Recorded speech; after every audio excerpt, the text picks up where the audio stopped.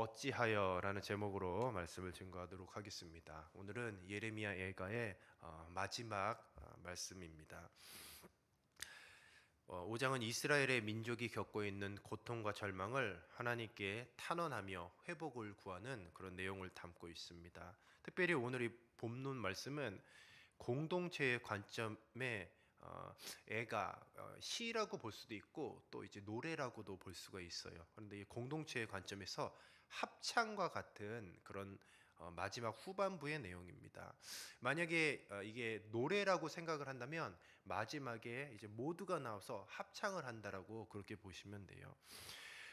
그 이유는 이 후반부, 오늘 읽었던 후반부 첫 네 절을 제외하고는 주어가 우리로 되어 있습니다. 이제 계속해서 이 시인 한 사람으로 이렇게 표시를 하고 때로는 이스라엘을 전체로 얘기를 하지만 이제 마지막 부분에 가서는 우리, 계속 우리라는 그런 단어가 계속 나오고 있습니다. 그래서 우리라는 표현은 공동체의 성격을 짙게 드러내고 있어요. 11절부터 22절은 예루살렘 성이 멸망한 후에 유다 백성이 처한 비참한 현실을 굉장히 자세하게 서술하고 또 슬픔과 애통을 그런 표현하는 그런 내용을 가지고 있습니다. 또 본문 마지막에는 하나님의 긍휼과 구원을 바라는 회복을 기원하는 기도로 마무리를 하게 됩니다. 11절과 13절에 보면 예루살렘에 일어난 그런 폭력과 억압에 대하여서 이렇게 소개를 하고 있어요. 특히 여성 그리고 남성 그리고 지도자들 이렇게 노인들 이렇게 구분을 하여서 이렇게 아주 세세하게 폭력과 억압을 당하는 모습을 보게 됩니다. 먼저 예루살렘에 이제 여성들이 겪는 수치와 고통을 강조하고 있어요. 부녀들과 처녀들이 욕보였다라는 그런 표현을 하고 있습니다. 당시에 이 고대 근동 문화에서 여성에 대한 폭력이 그러니까 그 사회 전체에 대한 수치로 여겨지고 있어요. 욕보였다는 것은 단순히 어떤 육체적인 것만이 아니라 사회적으로 또 영적으로 신체적으로 모든 면에서 파괴되는 그런 상황을 함축적으로 묘사하고 있습니다. 보통 전쟁이 일어나면 물론 남자들은 총에 맞아 죽고 칼에 맞아 죽고 싸우다가 이렇게 죽지만 여성들도 굉장히 큰 고통을 당하는 거예요. 전쟁에서 가장 그러니까 심각한 피해를 받는 그런 자들을 상징하고 있습니다. 아무런 저항할 수 있는 그런 힘이 없이 그냥 당하기만 하는 것이죠. 고통당하고 유린당하고 이것이 바로 전쟁의 참상인 것이에요. 또한 이제 남성들을 대표하는 이제 청년들과 아이들이 나오고 있어요.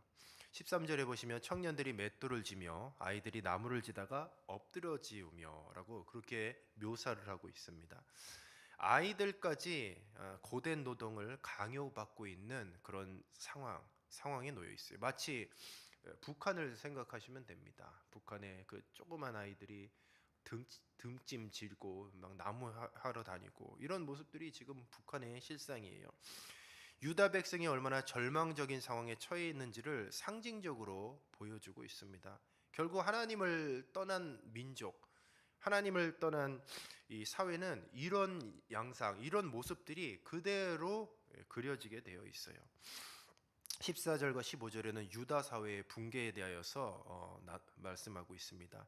이스라엘 공동체의 소멸과 특별히 이런 비극이 발생이 되면 한 가지 잃어버리는 것이 있어요. 그것이 무엇이냐면 바로 그 공동체의 문화를 잃어버립니다. 문화.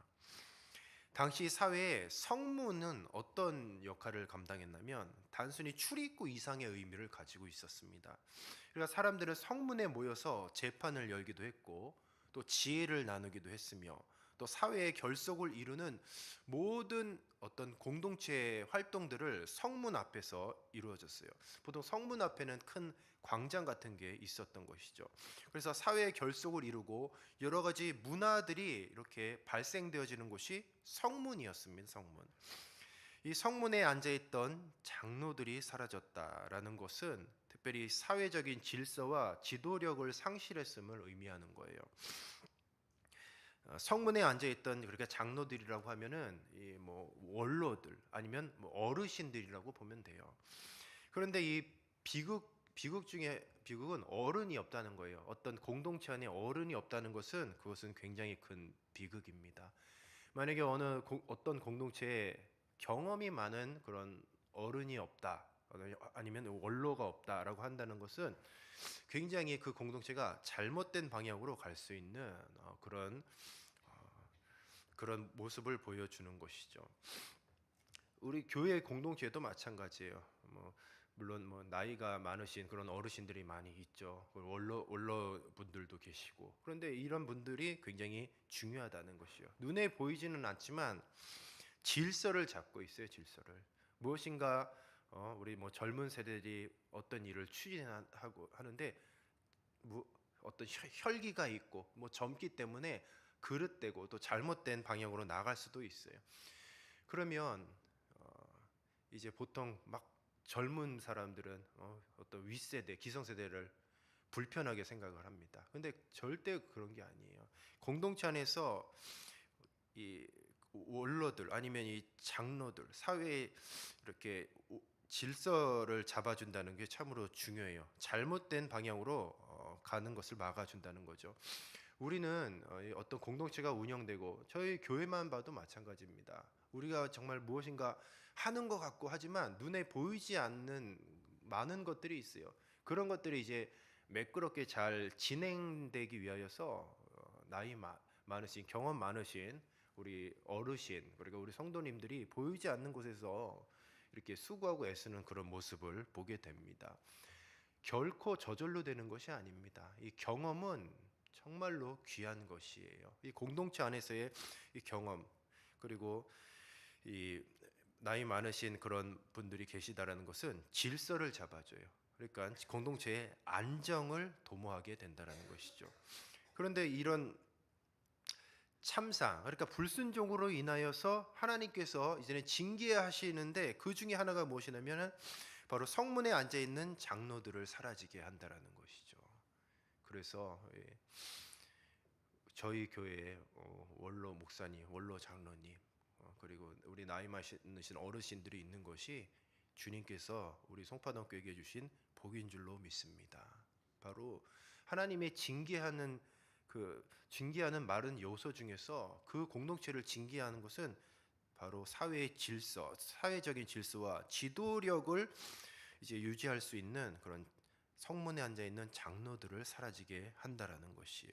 그래서 우리가 어르신들도 잘 모시고 그런 고마움을 잘 알아야 될 줄로 믿습니다. 또한 젊은이들의 음악이 멈춘다고 하였어요. 공동체의 삶이 더 이상 평화와 기쁨 속에서 흘러가지 않는다는 것이에요. 노래와 춤 하면 우리가 보통 부정적으로 생각하는 경향이 있어요. 경박하게 생각하고 경건하지 않은 것으로 생각하는 경우가 있어요. 근데 이스라엘 백성에게 하나님께 감사와 찬양과 감사를 드리는 그런 표현이 무엇이었냐면 노래와 춤이었습니다. 근데 하나님께서는 이 공동체 안에서도 노래와 춤을 제하셨어요. 기쁨이 사라지고 애통만 남았다는 것입니다. 더 이상 하나님의 은혜 속에서 거하지 못하는 상태임을 강조하고 있어요. 어제 1027 그 연합 예배를 갔는데 모든 순서가 모든 이제 그러니까 정규적 정식적인 순서가 마쳤어요. 예배를 마친 후에 그 후에 어떤 비공식적인 순서가 하나 있더라고요. 뭐냐면 젊은이들이 이제 찬양하는 그런 시간이 있었어요. 물론 젊은이들만의 그런 시간은 아니지만 마지막에 이제 젊은이들만 남아 있더라고요. 그리고 앞에 이제 젊은 찬양 팀이 꽤 여럿이서 이제 찬양 이렇게 인도를 하면서 그 넓은 광장에서 기뻐 뛰며 춤추고 이렇게 하나님께 찬양하는 그런 모습을 제가 이제 보게 되었습니다. 이제 유튜브로 봤어요. 이제 끝나고 저는 이제 지하철 타고 이제 돌아오면서 유튜브로 보니까 아직 안 끝나고 계속해서 젊은이들이 모여서 찬양하고 막 뛰면서 이렇게 찬양을 하는데 거기 보니까 댓글에 왜 이렇게 부정적인 댓글이 이렇게 많은지 모르겠습니다. 이런 댓글들이었어요. 아니 지금 시국이 어떤 시국인데 저렇게 뛰면서 기쁘게 찬양을 하냐. 그리고 또 어떤 분들은 왜 이렇게 마귀처럼 검은 옷을 입었냐. 그때 저기 찬양팀이 다 검은 옷을 맞춰 입었거든요. 그리고 또 어떤 분들은 왜 찬송가 안 부르고 CCM 부르냐. 그렇게 막 공격을 하는 거예요. 그런데 우리가 잘 생각해 보면 젊은이들이 노래하고 춤을 추는 광경은 이건 하나님의 은혜예요. 하나님의 은혜. 우리가 뭐 시끄럽다 이럴 것이 아니라 하나님이 심판하시는 그 공동체, 그 심판하시는 사회는 젊은이들의 노래와 춤이 없어요. 때로는 뭐 시끄러울 수도 있고, 왜 이렇게 저렇게 뭐 오두방정을 떨까 이럴 수도 있어요. 그런데 항상 젊은이들은 시끄러워야 정상 아닙니까? 에너지가 넘치고, 예? 우리 아이들도 막 시끄럽고 뭐 때려 부시고 하잖아요. 그게 정상인 거예요. 젊은이들 이렇게 항상 모여 있는 거 보면 뭐가 그렇게 재밌는지 낄낄거리고 막 호호거리고 그래요. 그게 정상인 겁니다. 젊은이들이 모여서 노래하고 춤추는 이런 모든 광경들은 이건 하나님이 주신 복이에요. 그 공동체가 건강하다는 것입니다. 그런데 하나님께서는 하나님이 심판하시는 그 사회, 바로 젊은이들의 노래와 춤이 없어요. 성문에 앉아 있는 장로들의 모습도 없지만 젊은이들이 노래하는 춤의 광경도 없다라는 것이죠. 그래서 우리가 주님께서 정말 우리 교회에 무엇을 주셨냐라고 말하면 그 시끄러운 젊은이들이 저와 여러분들에게 하나님께서 공동체에 주신 보물이고 하나님의 은혜인 줄로 믿습니다. 시끄럽다고 뭐라 그럴 것이 아니라 우리는 항상 그 젊은이들이 노래하고 춤을 추면 야, 하나님의 은혜구나, 감사하다라고 그렇게 우리는 여겨야 될 것 같습니다. 16절과 18절에 보면 우리의 머리에는 면류관이 떨어졌다라고 그렇게 또 고백하고 있어요. 이 면류관은 이스라엘의 영광을 말하고 있고, 이 면류관이 떨어졌다는 건 영광이 사라졌음을 인정하고 고백하는 거예요. 왕이나 지도자에게 주어지는 이 면류관은 바로 이스라엘의 자부심과 존엄을 상징하는데 이것을 잃어버렸다는 거죠. 결국 이 면류관이라는 것은 하나님의 보호하고 하나님께서 지켜주심을 의미하는 것이기도 해요. 이런 하나님의 보호와 축복이 떠나갔음을 지금 드디어 우리라는 이 공동체가, 그러니까 이스라엘 백성이겠죠. 우리라는 공동체가 이제 인정을 했어요. 야, 이제 떠나갔다. 면류관이 떠나갔다라고 이제 인정했다는 거죠. 하나님 앞에서 자신들의 죄로 인해서 면류관이 잃어버렸음을 이제는 고백하기 시작했고 인정하기 시작했습니다. 이제 진실한 이제는 회개, 이게 회개의 표현이에요. 회개의 표현. 이 회개의 시작이 무엇이냐면 바로 내가 죄인임을 인정하면서부터 시작되는 거예요. 우리가 회개가 안 나오는 이유는 내가 죄인임을 인정하지 않기 때문에 회개가 안 나오는 것입니다.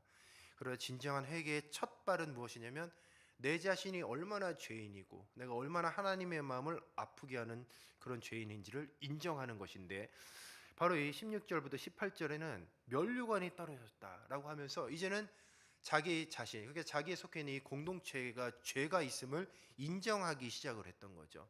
이제는 진정한 회개가 성립이 되고 있습니다. 18절에 보면 시온산이 황폐하여 여호와 그 안에서 노나이다라는 이런 정말 비유적인 표현, 그러니까 황폐함을 나타내고 있습니다.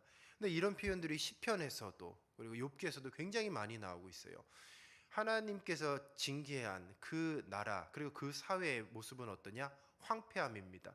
들짐승들이 이제는 거닐는, 사람들이 수많은 사람들이 왕래했던 바로 그 도시가 이제는 사람들이 다 죽고 관리자가 없기 때문에 황폐하게 되어 있어요. 그래서 이제는 들짐승들이 이제는 오고 가는 그런 황폐함을 노래하고 있어요. 그리고 이 마지막에 보시면 19절과 22절은 굉장히 좀 독특한 구조로 되어 있습니다. 어떤 구조냐면 바로 19절은 긍정, 20절은 부정, 21절은 또 긍정, 22절은 이제 부정적인 내용을 담고 있어요. 19절은 신뢰의 표현을 나타내고 있습니다. 자세히 보면 신뢰의 표현. 오늘 이 본문 말씀에서 19절이 가장 중요한 요절인데요. 우리 조금 이따 읽어보기로 하고 20절의 내용을 보면 혼란과 슬픔을 나타내고 있어요. 그러다가 다시 21절에 보면 회복에 대한 간절한 소망을 기도하는 내용을 나타내고, 근데 마지막 22절은 또다시 이제 부정적인 내용이에요. 하나님께서 우리를 완전히 버리셨다라는 그런 의심을 나타내고 있습니다. 어째서 이렇게 마지막 부분에 이제 좀 약간 교차 구조를 나타내고 있는가를 볼 수가 있어요. 보통 이제 마무리를 하면 이제 19절로 마무리를 하면 딱 좋을 것 같아요. 19절로. 그런데 이제 예레미야 애가, 그러니까 애가잖아요. 애가의 성격이 강하기 때문에 어떻게 보면 마지막에 굉장히 부정적인 22절 내용이 좀 부정적인 내용이잖아요. 22절의 내용을 통하여서 이제 아직까지 완전히 해결되지 않은 그런 여지, 고통을 아직까지 해결되지 않은 여지를 남겨두고 있습니다. 그러니까 회복에 대한 기도로 끝나는 동시에 하나님께서 정말로 떠나셨는지에 대한 두려움과 절망으로 그렇게 마무리를 하고 있어요. 그래서 19절과 22절이 굉장히 중요합니다. 왜냐하면 우리가 지금 처해 있는 상황에 직접적으로 연관이 있기 때문이에요. 하나님은 죄에 대해서 심판하시지만 동시에 회복과 용서의 길을 열어두시는 분이에요.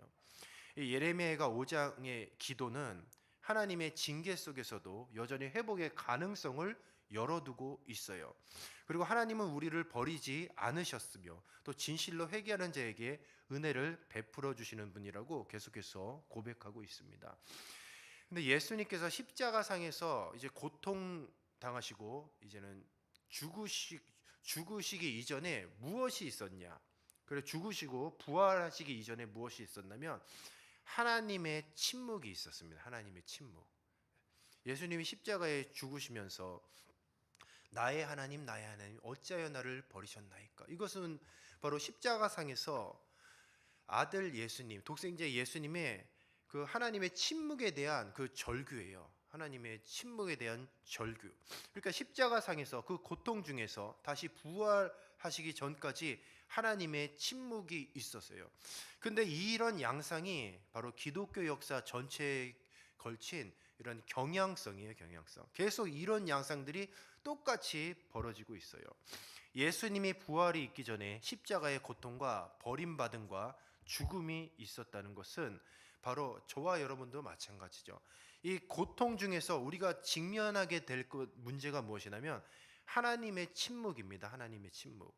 신자에게 있어서, 그러니까 하나님을 믿는 신자에게 있어서 고난 자체는 그렇게 큰 고통이 아니에요. 왜냐하면 하나님을 믿기 때문에 하나님께서 도와주실 것을 확신해요. 그런데 시간이 지나면서 왜 그 고난 속에서 신자들, 그리스도인들이 왜 고통을 당하냐면 하나님의 침묵하심을, 하나님의 침묵 때문입니다.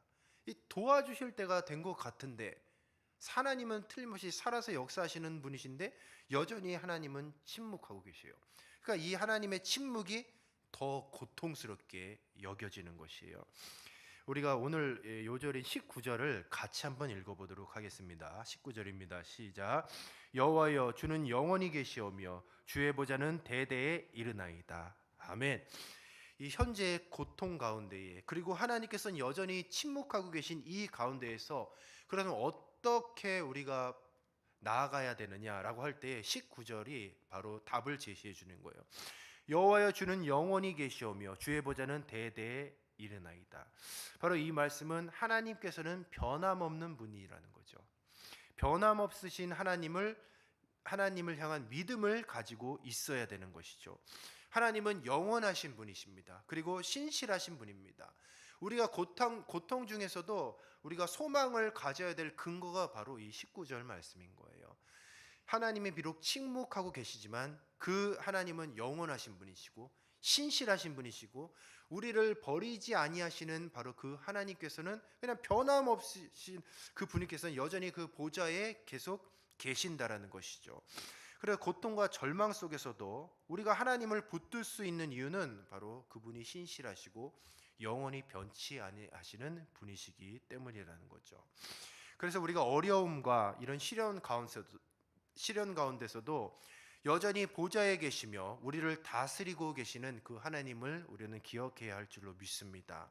그래서 하나님께서 영원하시다는 그런 믿음이 바로 우리가 이 세상에서 불확실성 속에서 살고 있어요. 뭔가 불확실해요. 그러나 하나님은 영원하시고 확실한 분이신 줄로 믿습니다. 우리의 그러니까 고난 가운데서 소망을 가져야 될 근거는 바로 영원하신 하나님, 우리를 버리지 않는 그 하나님이라는 것이죠. 그러나 우리의 연약함은 이 예레미야 예가에 잘 나타나고 있어요. 알지만 마음이 계속 흔들리는 것이죠. 하나님의 침묵으로 인하여서. 그래서 보시면 19절, 20절, 21절, 22절 계속해서 교차하면서 마음이 왔다 갔다 하는 거죠. 19절에는 하나님의 영원하심과 또 하나님의 신실하심을 그렇게 고백하고 찬양하지만 또 이제 뒤돌아보니까 20절에 어떻습니까? 우리를 영원히 잊으시오며 우리를 이같이 오래 버리시나이까? 우리의 마음이 계속 왔다 갔다 하는 거예요.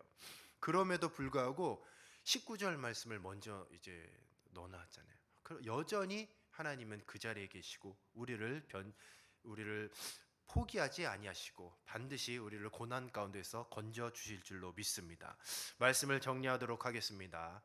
우리가 고난 가운데서 또 어려움 가운데서 우리가 잠시 이런 어려움에 처한다는 것은 바로 우리들의 믿음이 흔들렸기 때문이에요. 혹시 우리를 버리시는 것이 아닐까? 하나님이 나를 포기하신 것이 아니하신 것일까? 왜 하나님께서는 나의 기도에 응답하지 않지? 왜 하나님께서는 여전히 침묵하고 계시는 걸까? 라고 했을 때에 오늘 이 바로 신앙 공동체의 고백이죠. 여호와여 주는 영원히 계시오며 주의 보좌는 대대에 이르나이다. 우리를 도우시고 또 우리를 오늘 하루도 일용할 양식을 주시는 그 주님께서 여전히 보좌에 앉아서 우리를 감찰하고 계신 줄로 믿습니다. 우리는 그 하나님께 소망을 두고 오늘도 이 절망 가운데서 또 고난 가운데서 우리를 건져 주실 그 주님을 신뢰하며 믿음으로 승리하시는 저와 여러분이 되시기를 주님의 이름으로 축복합니다. 우리가 이 시간